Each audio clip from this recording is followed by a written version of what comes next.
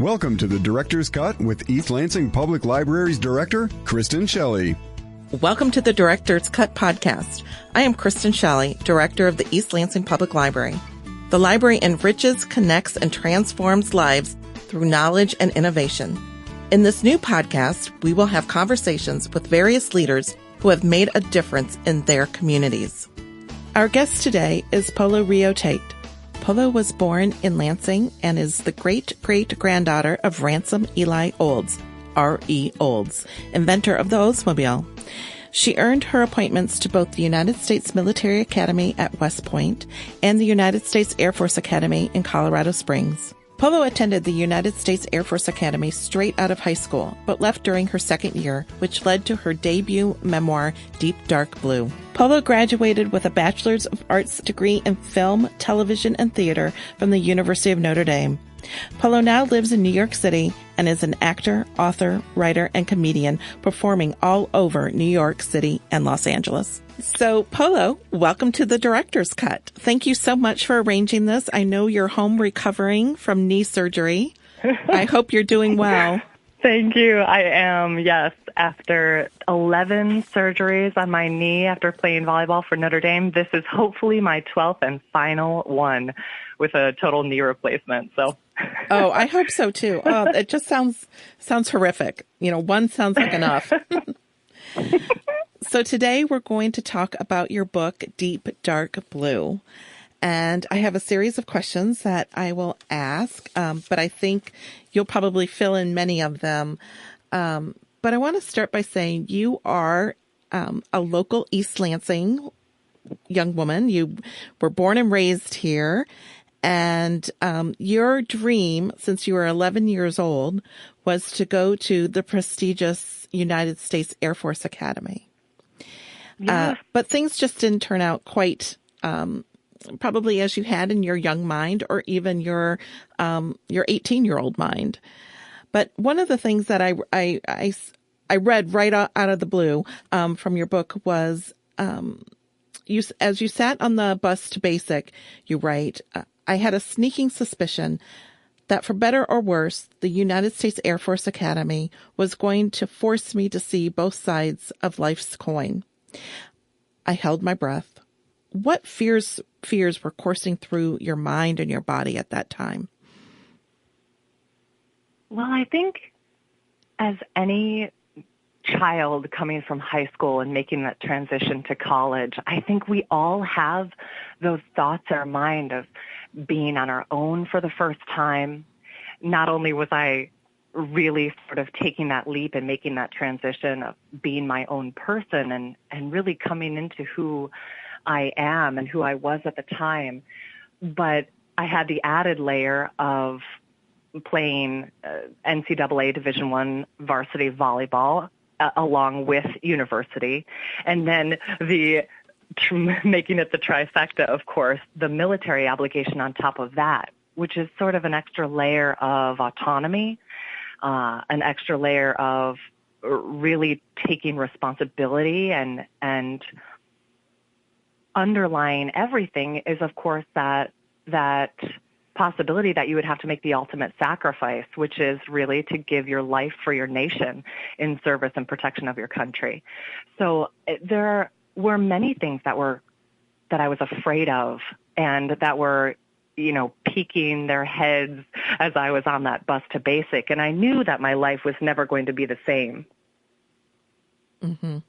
Well, and you went, far away from home. You went from Michigan to Colorado, which, isn't down the street to Michigan State or even a couple hours away. You were pretty far away from family and from your support network.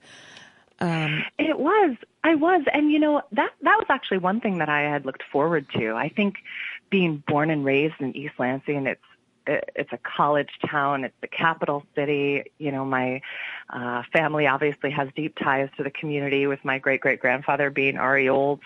I had loved being born and raised in East Lansing, Michigan. I truly, and to this day, I feel the same way. And I also knew that I needed to get out and see the world and really explore if I was going to be my own person in the well-rounded, adventurous life that I desired. So moving actually far away for college, I had been looking forward to that since the age of 11, knowing that I wanted to take on this adventure. Yeah, very good. And it ended up being a bit of a tragic adventure. Not a bit. It was a tragic adventure in the end for you. Deep Dark Blue, your memoir that came out in 2018, talks about physical and sexual abuse that you underwent at the Air Force Academy. So, I mean, at times it was very hard for me to read through the book. I had to put it down, especially living in East Lansing, in eyeshot of Michigan State University, and the horrific events of the past year with Larry Nassar case and multiple allegations of sexual abuse. How did these events in your hometown and then the recent Supreme Court hearings affect you? Such a brilliant question, and one that could only be asked of between you and I, knowing and having grown up there. And I have to tell you, playing athletics my whole life, I was seen in Dr. Nassar's office. So I am very familiar with MSU Sports Med. I'm very familiar with that office over there, just having had injuries myself. And it, of course, as with any shock and the uncovering of such a widespread and horrific cover-up, as well as these dastardly deeds, it was shocking. And just like with the Supreme Court cases that have come up, just like with the Cosby hearing and Weinstein and all of these cases that are coming to light now, it is like somebody ripping off the Band-Aid of a wound. And if you haven't done the work to really heal and allow yourself and that wound of sexual assault to really heal itself and come back together and close again so that you are whole, then it can be, the re-injury can be the same, if not worse, than the original wound. So it hasn't been easy, and especially seeing Michigan State go through this, our community go through this. It's the gymnastics team, the USA, and as well as the whole gymnastics community go through this as fellow athletes. It's really uprooted quite a bit. I would think so. So how do you put yourself into a good space with all the sexual abuse cases coming forward and in the media? I mean, how do you cope day in and day out? I think in times like this, it offers up the most provocative and the most profound opportunity that we have to really focus on exactly that. We only have this moment. Our power is only in the now, right? So it is our responsibility to truly take care of ourselves. And if we don't take care of ourselves and we allow ourselves to be affected and really destroyed by cases coming up and by society and the way that it handles them, and then we're no good to anybody.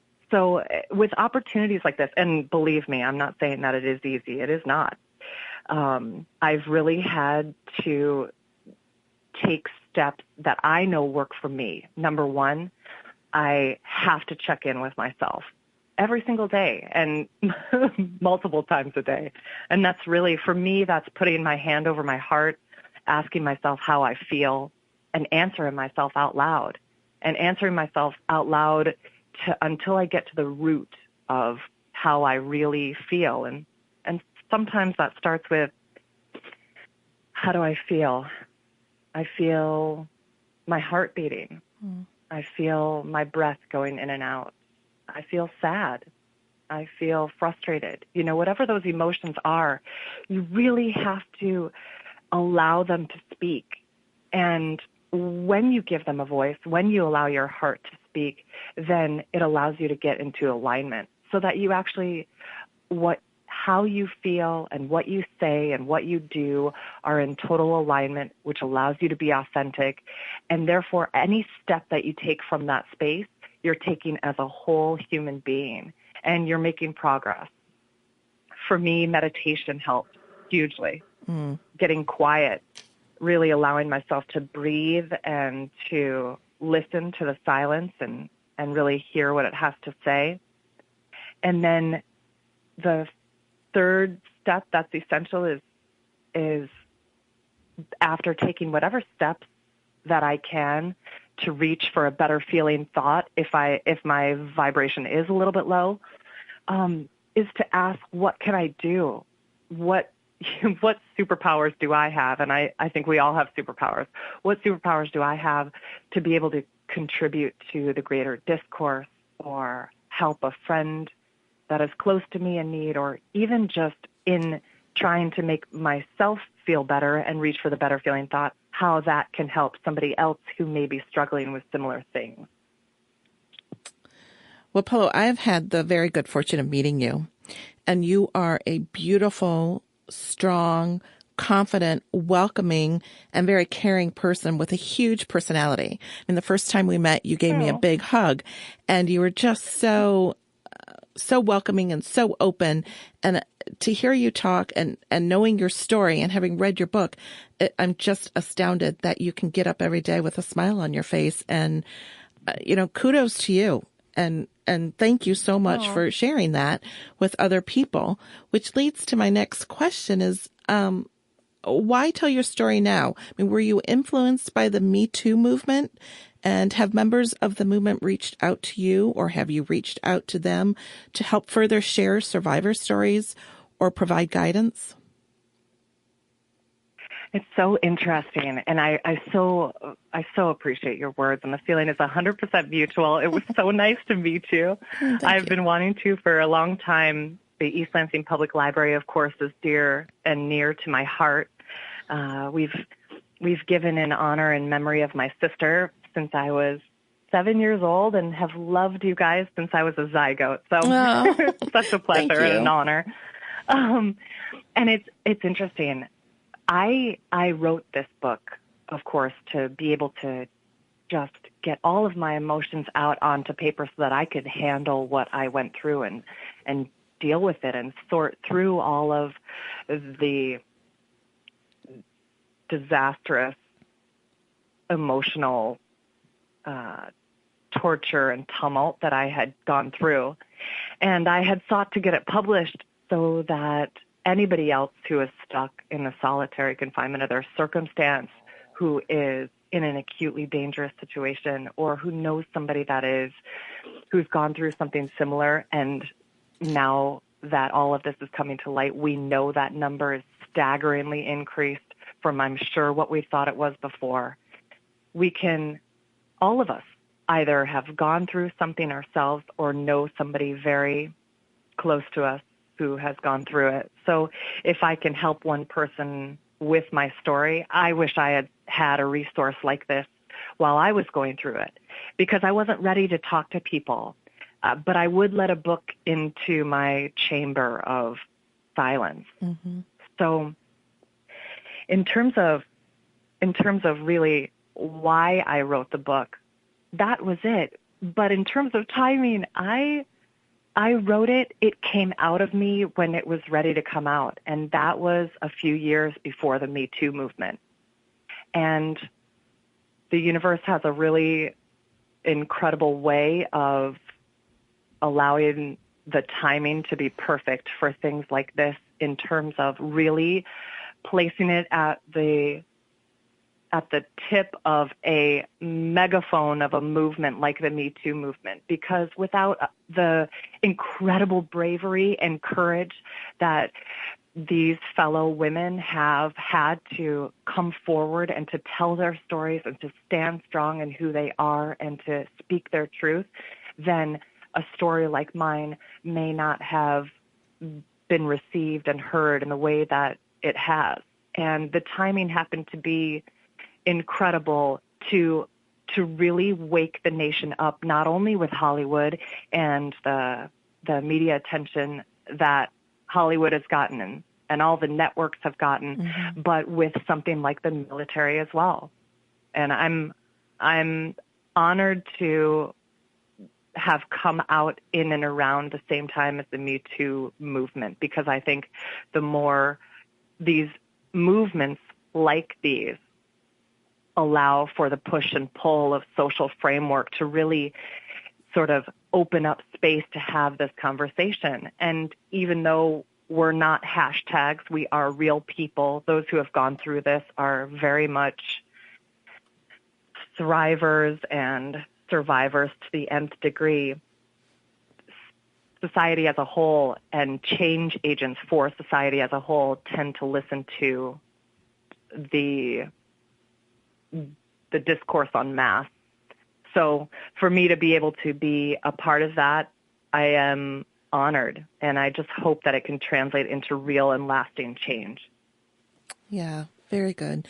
And I know you waited about 20 years or so to write your story, and you talk about it being a very cathartic piece of writing for yourself, and you're a healing not only from what happened at the Air Force Academy, but also other tragedies in your life, your parents' divorce, the death of your sister at a very young age. But I can see, and I know that your family continues a writing contest in East Lansing, and I'm very, as a librarian, I'm very grateful for that, because books take us places, books heal us. Writing, that process is very much a healing process, and I think you talk about that, and you've talked about it, before. But that said, who did you really, besides yourself, what audience did you have in mind for this book? Was it teens, young girls, women, all the above, survivors?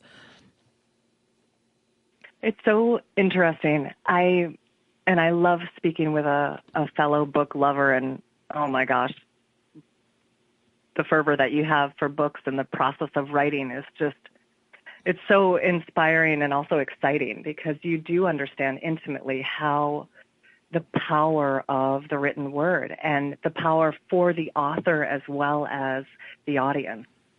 And I actually wrote the book. I didn't wait that long to write it. I wrote it maybe a decade after I after I left the Air Force Academy. So the writing of it was a bit closer to the time that I left. And the way that my brain worked, the way that the words came out and my story came out, was just to grab the reader by the hand and just yank them through everything that I had gone through from soup to nuts. And part of that, in reading the book, you'll see that part of that is through some flashbacks to my childhood, and part of that is through chronological order. But it really was to grab the reader by the hand and take them through exactly what I was experiencing at the Air Force Academy and before. And I didn't realize until the publication process and in the process of finding a publisher, and I'm so glad that Macmillan was the one who really vied for the book and who really has supported me 100% of the way. It was they actually who taught me and revealed that apparently that is considered YA.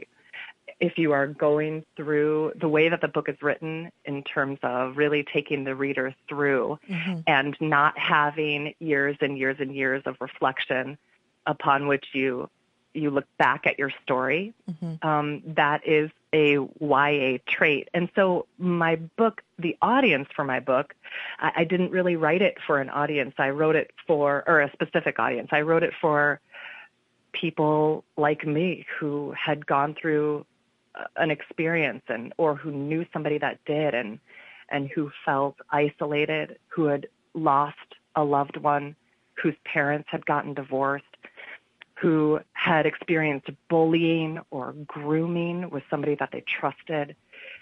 And it wasn't until later that I realized it was actually, the book was considered this burgeoning niche of YA and adult. So really meant for both audiences, but in a sort of newly burgeoning area. And I'm so happy. I'm so happy that it was considered both YA and adult, because it allows for kids and teens who we know already are experiencing this, just in the Larry Nassar case that you just mentioned. I mean, these are young girls. We know that it happens, and it starts happening when children are young. And we also know that so many people don't come forward until they are adults, until they're young adults, or it happens in college and they don't come forward until they're much older. It's already going on. And whatever I can do to get this awareness into the hands of those that may need it, to let them know that they're not alone, to let them know that they can get through this. It is temporary. They are surrounded by love. We victims can be victors. Whatever it takes to get the book in the hands of more people, I am all for that. Yeah, very good. I, reading it, I went through every emotion. But you're right. You do. You drag people right through all of your experiences. And I was angry. I was angry for a lot of it. I was angry at how the Air Force Academy handled it. I wanted you to tell your full story. I wanted the powers that be to know that it was not just a woman, but also a male cadet a fellow colleague that attacked you. But you chose not to share all that. And by the end, I got it. I understood that. It was hard. It was a hard story. And I'm sure rehashing it is hard every single day. But have you gotten pushback or any feedback from teammates, roommates, and superiors at the United States Air Force Academy about the book, about your story? My impetus so much is to apologize for it being such a difficult read and to comfort you through these words, of my story. But I realize that it's also the greatest compliment. And I so appreciate you, first of all, reading it and allowing yourself to read it with an open heart, so that you were so affected by it. And I am so incredibly appreciative, because it means I've done my job in terms of just telling my story and what happened.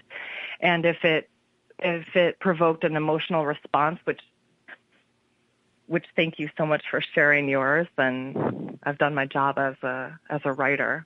And it's interesting, you're not the first person to be really angry about it. And the response has been, I had no idea.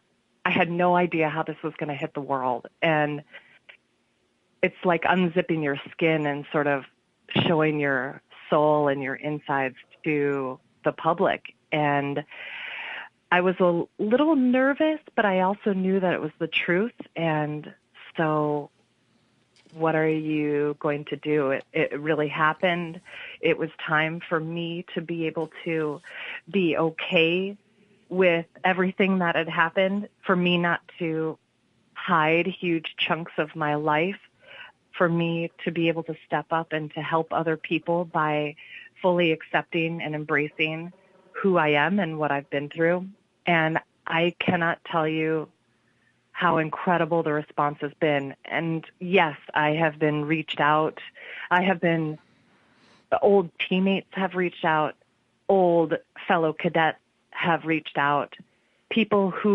Women from the first classes at the United States Air Force Academy, these beautiful, brilliant, strong women who were the forebearers and made it possible for me to want to go to the Air Force Academy, and for females to become fighter pilots, and people who really paved the way have reached out to me in great support saying, we're horrified, what can we do? People who have had to leave the Air Force Academy for reasons that they never came forward about, that who have faced assault themselves and never said a word. People who had buttoned up their lips and not said a word about the assault but graduated from the academy. Male cadets, female cadets, male civilians, female civilians, people who have been outraged, people who have been humbled and supportive and who didn't know anything about what was going on but were glad to hear the actual truth. If you can believe it, was in Barcelona a few weeks ago, and on the off chance, ran into an Air Force Academy grad and former fighter pilot and his wife, who both live in Colorado Springs. They have 5 boys, 2 of whom are at the Air Force Academy. And we proceeded to get into a conversation where this beautiful couple, this incredible, you can recognize the posture of an Air Force cadet, former cadet anywhere. Mm-hmm. So I had to ask the question, and it came out that, yes, indeed, he did graduate from the Air Force Academy, and his wife, though she hadn't graduated from the academy, intimately knew about the academy life. And here she was really holding the belief that we had all this political correctness had really been softening our soldiers. It was time to go back to the way things were, where you just buttoned up your lip, pulled yourself up by your bootstraps, and quit talking about everything and just did it. We're soldiers without this touchy-feely stuff. And by the end of our conversation, I went back to our room and I had an email from her saying that she had read the excerpt of my book and had started it and had no idea that those things had happened at the Air Force Academy, that her point of view was completely, her belief system was sort of being shattered, and that she was open to really hearing what goes on in a system that is so rigid and so silenced. And it's conversations like that. People don't have to agree with my story. Mine is just one story of things that happen. But when multiple and repeated stories that are similar come forward, then we have to listen to what the common denominator is. And that is that things need to be ameliorated. There needs to be change. Absolutely. Polo, thank you again for sharing your story with the world. Certainly, people in East Lansing are picking up the book and checking it out at the East Lansing Public Library. I do want to say that, in my opinion, you ended up in a much better place. Being from South Bend, Indiana, growing up 2 miles door to door from my front door to the Golden Dome, I am so glad that you ended up at the University of Notre Dame playing volleyball. I would have started there if I were you, but that's just my opinion. But again, thank you so much for joining us today and for your candid thoughts and for sharing. Kristen, thank you so much for having me. It's such an honor, as I said, to speak with somebody who loves books as much as I do, and the East Lansing Public Library is my first library. It is my first love, and it has such a huge place in my heart. What you've done with it is absolutely made it gorgeous. So I encourage everybody to go out and check out the East Lansing Public Library, because truly it's beautiful. What you've done with it is just brilliant. Thank you. Thank you so much. And get better. Speedy recovery to you. All right. Thank you. Thank you so much. For safe and confidential support, a new 24-hour sexual assault hotline is available in Michigan. 1-855-VOICES and the number 4. Again, 1-855-VOICES-4. Hotline staff can connect victims with other Michigan services such as crime victims compensation and the Michigan Victim Information and Notification Everyday Service. You have been listening to the Director's Cut, an East Lansing Public Library podcast.